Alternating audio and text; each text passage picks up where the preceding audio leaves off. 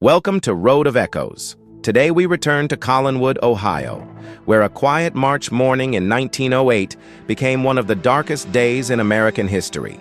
The Collinwood School Fire claimed 175 lives and left a permanent scar on the community.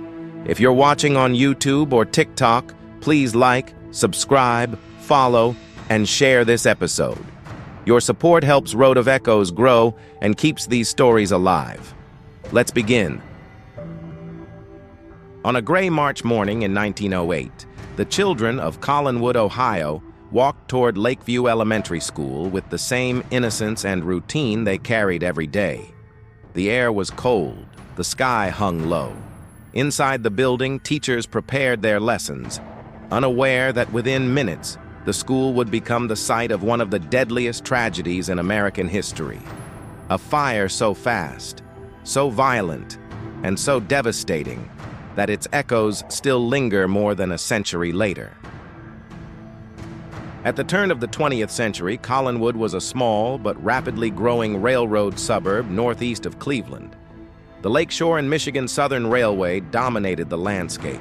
Long lines of tracks, switching yards, and the constant rumble of locomotives passing through. Families lived in modest wooden homes clustered close together. Streets were unpaved, muddy in spring, dusty in summer, and lined with telegraph poles humming with the electricity of a modernizing America. Collinwood was a place of hard work and hope. Children played along fences and rail yards. Life was simple, but full, and Lakeview Elementary stood at the center of it all. Collinwood's population was largely immigrant, Italian, Slovenian, German, Hungarian, and Irish families seeking steady work and a future. Nearly half the population was under 16, and Lakeview Elementary was overcrowded. Classrooms meant for 30 students held 45 or more. Hallways echoed with hundreds of children moving between lessons. Churches, bakeries, and small shops lined the main roads. Families shared meals, traditions, and support.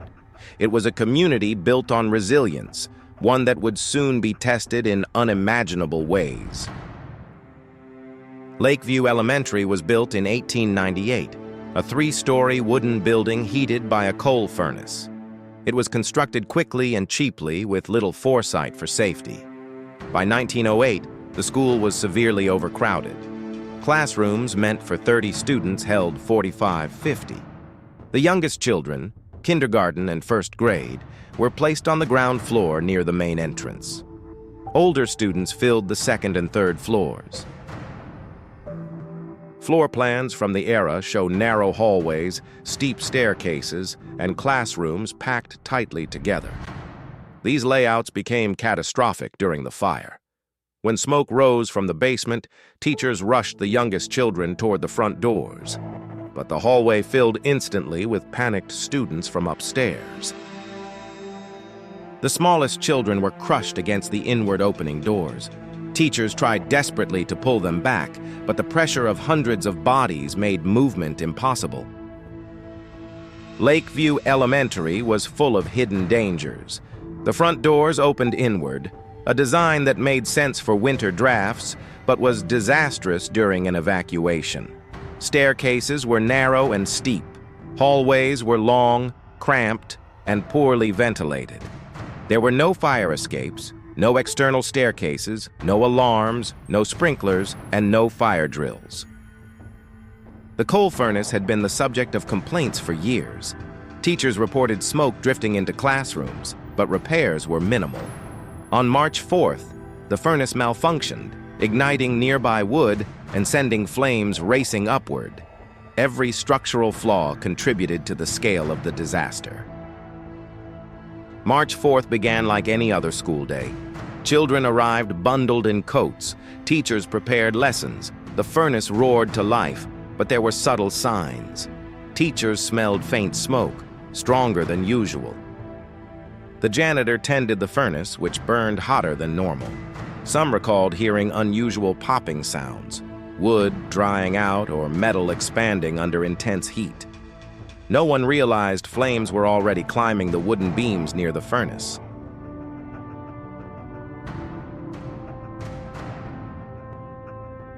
The fire erupted with terrifying speed. Flames shot upward through the flues, hallways filled with smoke. Teachers tried to maintain order, but panic spread faster than the fire. The front doors became a deadly trap. They opened inward.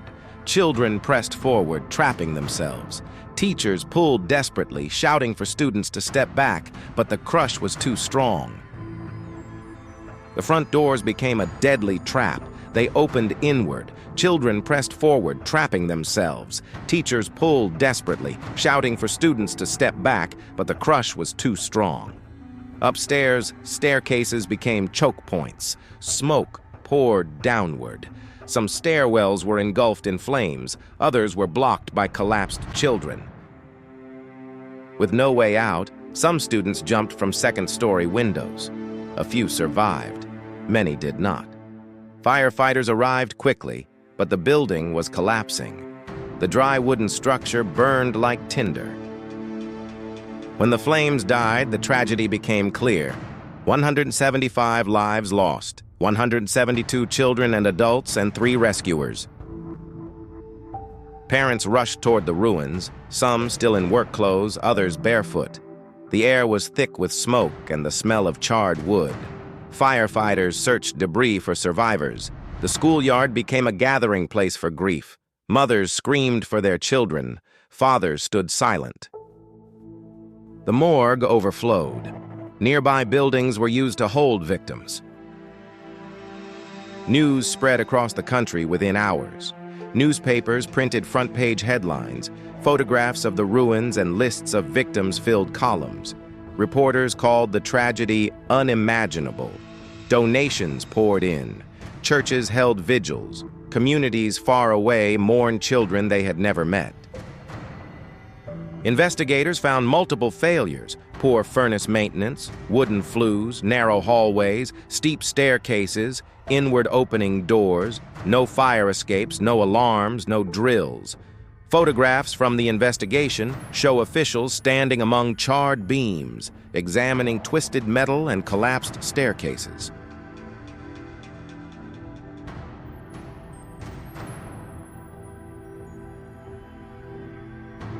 The tragedy sparked sweeping reforms. Schools installed outward opening doors, fire escapes, external staircases. Fire drills became mandatory. Building codes were rewritten. Lakeview's loss reshaped American school safety. Entire families were shattered. Some parents lost multiple children. Others lost all of them. Churches held memorials for months. Streets felt quieter. The laughter of children was gone. Collinwood became known not for its railroad yards, but for its tragedy. A new school was eventually built, safer, stronger, designed with the lessons of the fire in mind. A memorial garden was created, with flowers, plaques, and engraved names honoring the 175 lives lost. In 1968, surviving students gathered for a reunion, elderly now, but still carrying memories of that morning. Photographs show them standing together, some holding hands, others wiping tears as they revisited the site. Their reunion was a reminder. The echoes of that day never truly faded. Visitors report hearing children's voices near the memorial, soft, distant, echoing through the trees. Others claim to see small figures or feel sudden cold spots. Whether supernatural or simply the weight of history, the Collinwood School Fire remains one of Ohio's most powerful ghost stories. The Collinwood School Fire is more than a tragedy. It's a reminder of how fragile life can be and how important safety is in the places we trust most. The children who died that day left behind a legacy that reshaped the nation. Their story continues to echo through Collinwood and through history. Please like and subscribe.